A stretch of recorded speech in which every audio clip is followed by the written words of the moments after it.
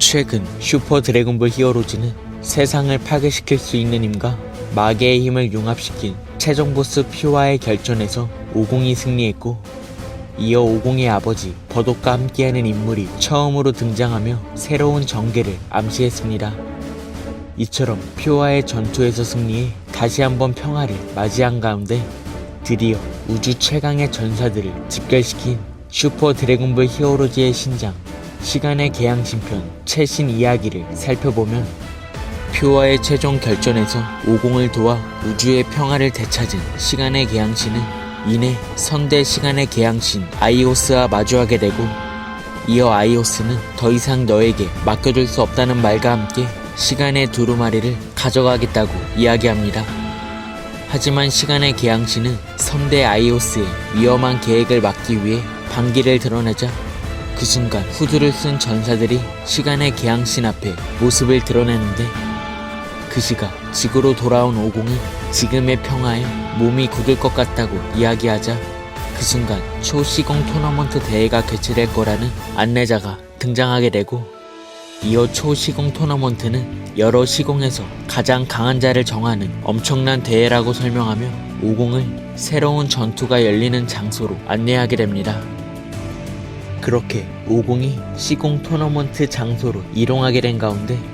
야무차를 포함한 7우주의 전사들이 참전하게 되고,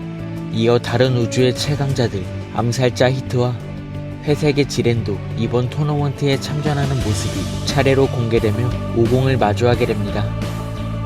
이어 대회를 진행하는 안내자가 등장하게 되며 토너먼트 진행 방식을 설명하게 되고,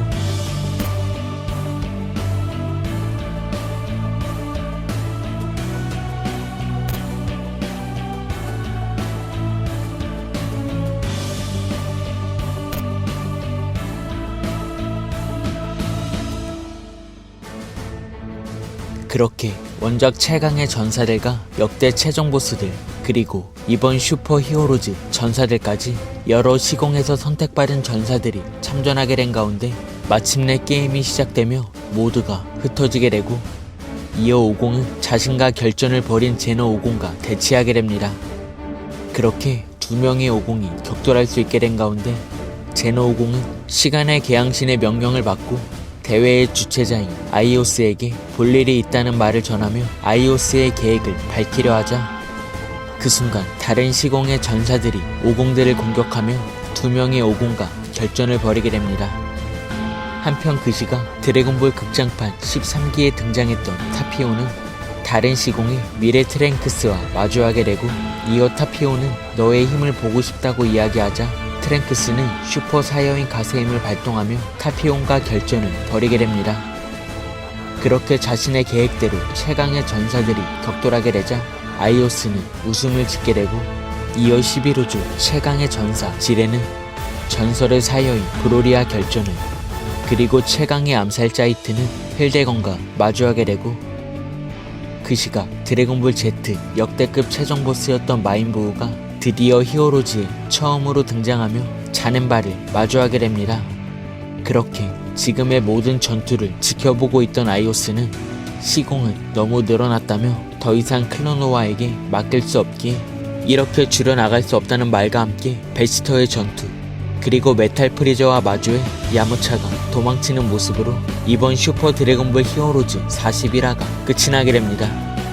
이번 신작 시간의 개양신편을 통해 마침내 드래곤볼에서 등장했던 모든 최강의 전사들이 한 곳에 모이며 전투를 펼치게 되었다는 것을 알 수 있었고, 나아가 여러 시공에 존재하는 강자들을 없애는 게 이번 아이오스가 준비한 대회의 목적이기 때문에 앞으로 예측할 수 없는 전사들의 전투가 계속해 전개될 것 같습니다.